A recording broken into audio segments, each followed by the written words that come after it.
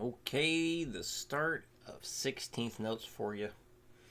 So, basically, you got 4 notes per beat happening, or another way to look at it is we can divide the beat up into 4 parts. So, eventually, we're going to be doing a mix of things, like 8th notes and 16s all in one beat. But this is just to get things started. So we're going to count out loud what we play. So the fastest tempo that we're going to work towards is the 120, just like we do at the 8th notes. If that ends up being too fast, that's okay. Just see where you can get. And, start at 60 and then go up in the 5s in Guitar Pro. And then see if you can get to 120. And if it seems out of reach, just kind of get to a speed or stop at a speed that feels a little challenging, but not out of hand. So maybe that'll end up being 100 for you. Counting out loud, definitely want to do that at 60 to get used to the rhythm.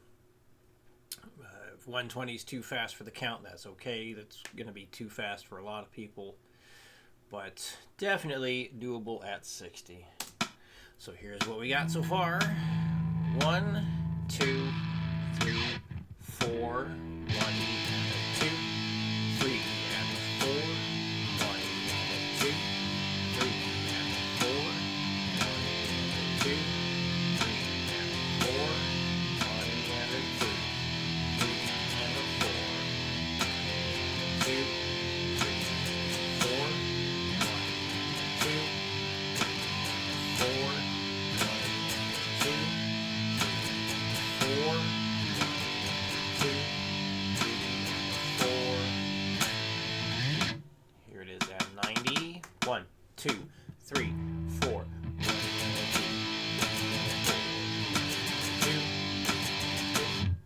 Start over. 1, 2, 3, 4. 1, 2.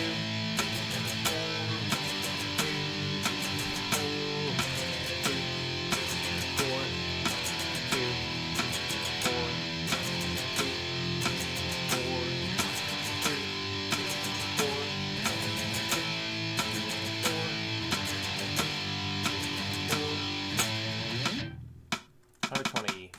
1, 2, 3, 4.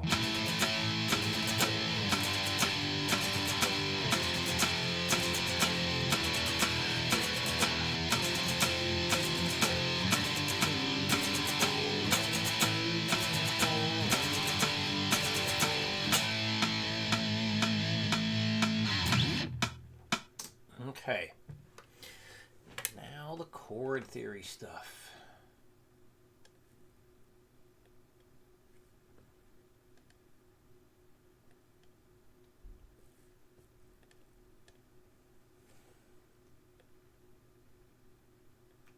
So, yeah, at the top there, those are the intervals, kind of how they end up, the usable intervals we have in, making these chords. So it's basically just 1 through 7, and we have some flats that pop up depending on the mode, or Lydian's got the sharp 4, or it could also have a sharp 11. So basically, those numbers are stacked up the way they are to show that the 2 and the 9 are the same note name. 4 and 11 are the same note name. The 6 and the 13 are the same note name. And, yeah, so all those chord shapes can combine or use all 6 intervals to make these 11th chords. So as far as, what are you going to use these for? Just nice to have and understand. Most likely you're never going to be doing anything with them. That E minor 11 flat 9, that's a ridiculously easy one. So that C major 11 is pretty dang easy too. F major 9 sharp 11. I've also seen this be called just an F major sharp 11, which makes sense to me because basically, actually let me put that name in here as well, because actually that's how I was taught, is to call it F major sharp 11. So the reason why that can work is basically it implies that everything else in that chord is not altered. So I've seen it that way, because basically if it was, F major 11, then it would just be your 1, 3, 5, 7, 11. So F major sharp 11 means you're just sharpening that 11 and everything else is left the same. But, F major 9 sharp 11, that also makes sense because you're basically taking then F major 9 and then adding in that sharp 11. So I can see both ways being fine. I like the B minor 11, flat 5, flat 9. Of course, those parentheses are there. And, the way I was taught these chords, they never had parentheses. It was just flat 9. So like E minor 11, flat 9. The way I was taught, it would just be E minor 11, flat 9 without the parentheses. But, maybe the books I was taught out of by my teacher are outdated, and maybe things have changed. Anyway, you get the same interval structure and chord name. It's just some stuff has parentheses. Anyway, but right, so all the possible intervals being used in these chords, the C major 11 is just 1, 3, 5, 7, 9, 11, and then D minor 11. Actually, we start adding in those intervals as we go. So you got D minor 11, E minor 11, flat 9, F major sharp 11, or F major 9 sharp 11, and then the G 11, or G dominant 11, E minor 11, that's an easy one.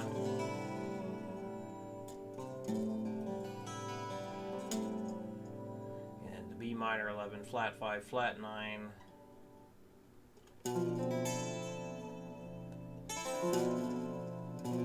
That's not too bad. A little awkward, but...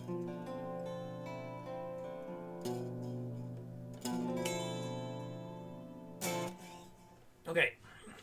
So, when I was going over, or adding yesterday, it was like how these intervals stack up, like in the modes, for chord positions and all that. Chord positions and modes, they're together. They're always together, because... anyway, let's get into it. So yeah, D minor. Oh, you can't see I'm typing this. Let me change this. Let me do it like this, and then do that. Yeah. Okay. Now you can see what I'm typing in here a lot more easily. So we're starting in this chord position here. We got the 1, flat 3, and 5 to begin with, which is the minor chord. And then we take that minor chord and we add a flat 7, which gives us the minor 7. And then take the minor 7 and we add a 9, which gives us minor 9. And then we take the minor 9, add an 11, gives us minor 11.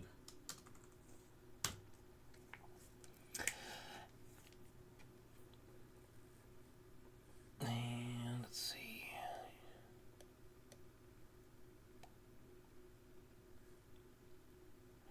So next, we got a little bit different thing happening.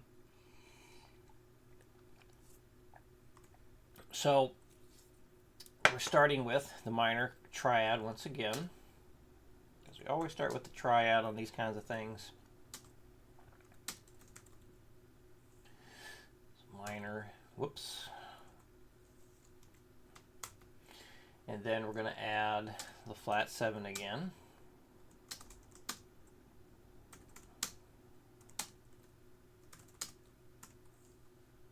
And then take the minor 7, and because we are in this is chord number 3, this is the Phrygian mode here, so we have to add in a flat 9. and that gives us the minor 7 flat 9.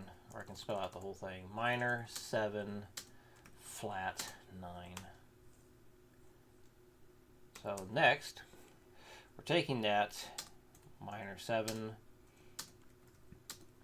flat 9 and adding an 11, which is going to give us, in this case, a minor 11 flat 9.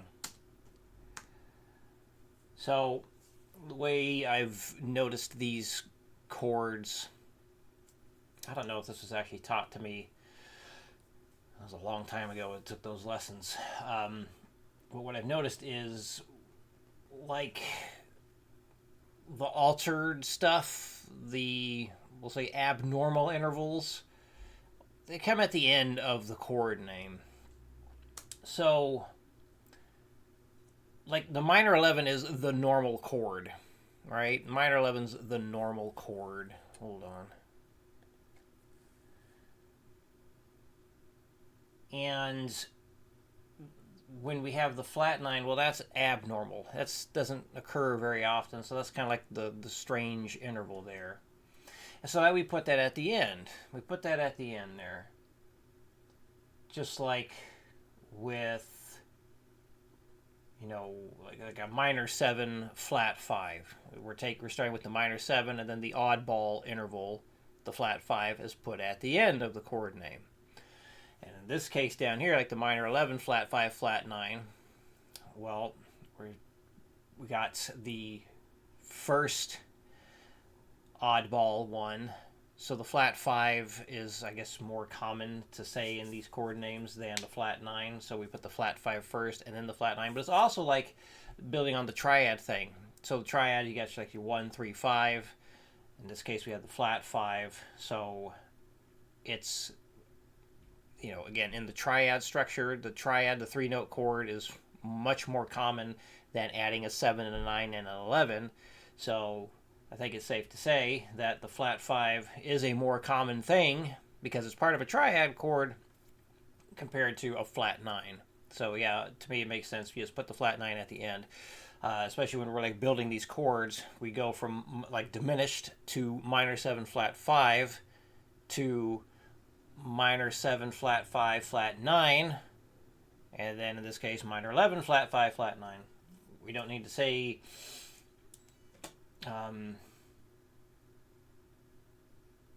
mind, I'm not sure where I was going to go with that, but yeah, anyway, so hopefully that makes sense as to like why we put the oddball interval at the end of the chord. So we start with the most basic, commonly used, normal stuff, and then the oddball intervals get thrown on the end of the chord. All right, so continuing to the next guy here.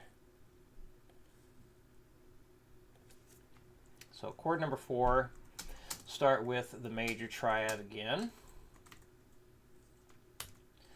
And then we take that major triad, we add in 7, giving us a major 7.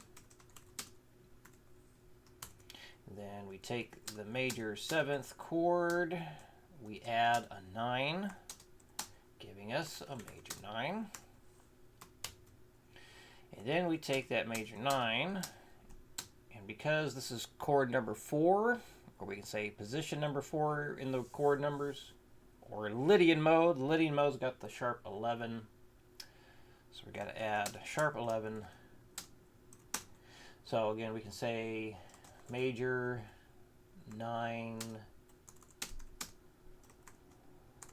say sharp 11, put it in parentheses or not. I guess we'll go ahead and do that. Or, as I was taught, just major sharp 11.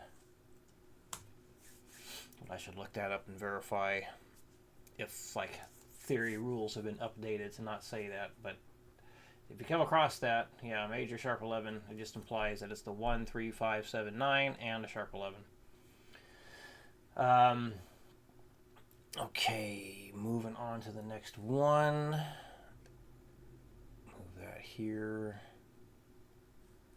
So the G dominant 11.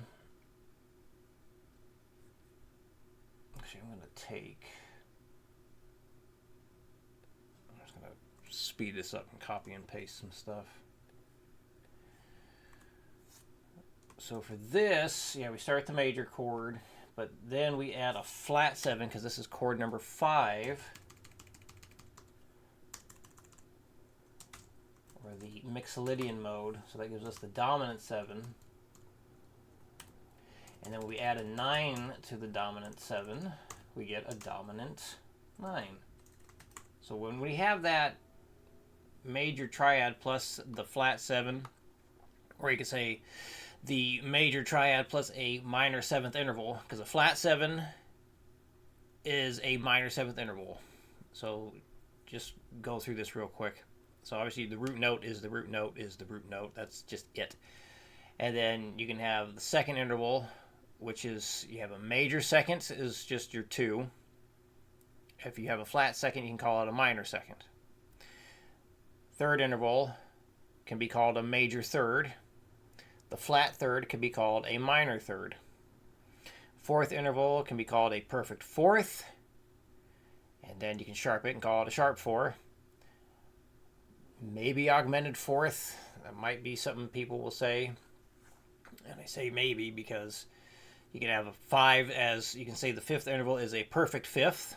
So you have perfect fourth and a perfect fifth. None of the other ones can be called a perfect. It's just a perfect fourth and perfect fifth. But then you can have a diminished fifth or flat 5, or an augmented fifth, sharp 5. So if we can call a sharp 5 an augmented fifth, why can't we call a sharp 4 an augmented fourth? And then you got the sixth interval, also called a major sixth. If you flat that 6, so you can call it a flat 6 or a minor 6. And then the seventh interval, you can also call it a major 7. Flat 7 would be a minor 7. Not to be mistaken for a minor 7 chord. So you have a minor 7th chord, and you also have a minor 7th interval.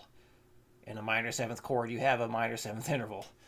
So like a minor chord has a minor 3rd interval. So hopefully that makes sense. Basically, like when you look at your majors, the Ionian mode, you got your root note, then you got major 2nd, major 3rd, major 4th, major 5th, major 6th, major 7th. If you flat one of those, it just, like, it goes from major 7 to like minor 7, or major 6 to minor 6, things like that. Hopefully that makes sense. If not, let me know. Ooh, I just noticed something. Hang on a minute. This does not have an equal sign. Dang it. There. Okay, and back to this one. So yes, adding the 9 to the dominant 7 gives us a dominant 9, and then when we add, say flat 7 there, so when we add an 11 to a dominant 9, we get a dominant 11.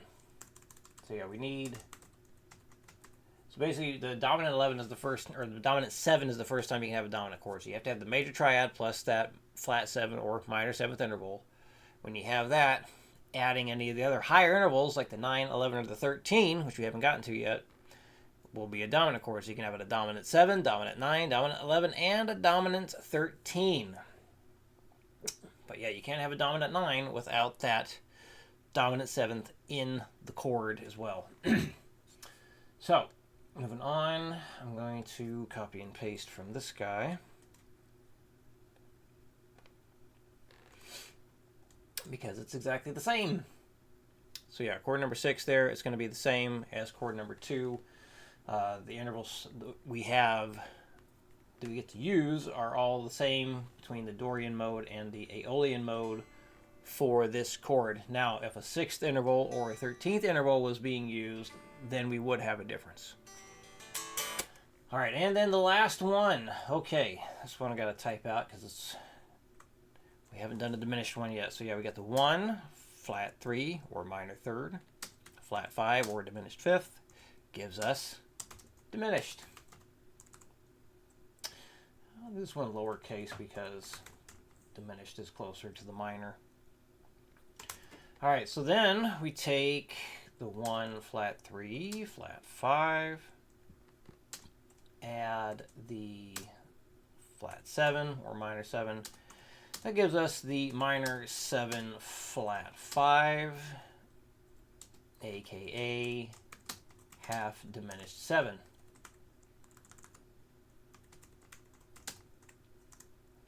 But we will stick with minor 7 flat 5 because I typically see that used more often when the chord is named. And it's just easier to name the other things coming up. So then we take the minor 7 flat 5, add a flat 9, because that's what we have here in chord number 7, which is the Locrian mode. So now we have minor 7 flat 5 flat 9. And actually, let me come up here to change this.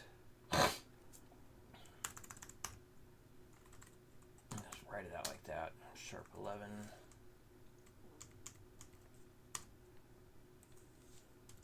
You know, I'm just gonna leave it like that. Just kind of clean up the naming. There we go. Major 9 sharp 11. Okay. Back to this. All right. So next we take. Type it out first. Lots of flats there. So yeah, now we're taking the minor 7 flat 5 flat 9, adding the 11. So just perfect 11 or perfect fourth. So we have basically when the 7th is present, instead of saying the 4th interval, we just go right to 11, regardless of the octave. Just simplifying the naming process of it all. It's just if the 7th interval is present, 7 or flat 7, the 4 is shifted up to the 11. Anyway, let's see. All right, so yeah, the name here. So minor 7, no, minor 11. Minor 11 this time. And then flat 5, flat 9.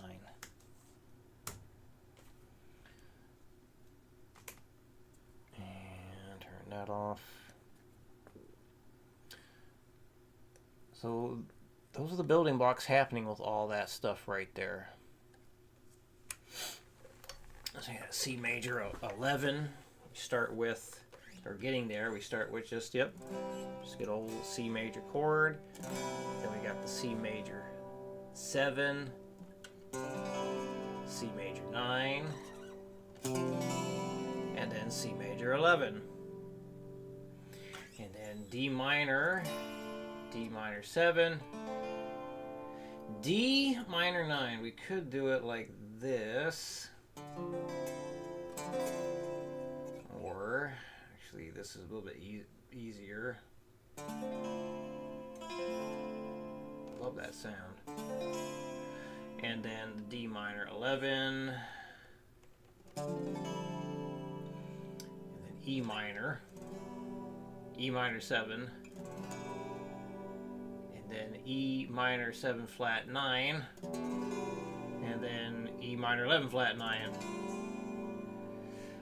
It's like the bigger the name got, it almost got easier to play, but I'd say that's probably as easy as the minor 7. And then F major to F major 7, F major 9, and then F major 11 sharp, or F major 9 sharp 11. G major to G dominant 7. Let's see, the G dominant 9, G dominant 11. A minor to A minor 7. A minor 9. How have I done that one? We do it like. Wait a minute.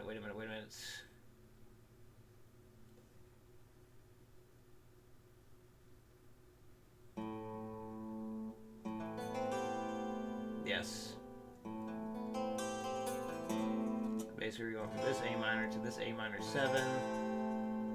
So that's A minor 7. So is this. Because here,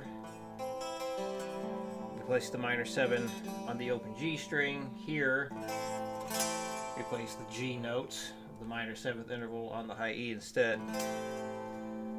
And then we played, or you can play, yeah, the B there on the G string. So that's a way you can play the A minor 9 and then A minor 11. And then we got the B diminished, B minor 7 flat 5, then B minor 7 flat 5 flat 9. So add in that open E, and then the B minor 11 flat 5 flat 9. There we go. Chords, chords, chords, chords, chords. Okay, I think that covers it. Any questions come up, let me know, and I will see you again in 2 weeks.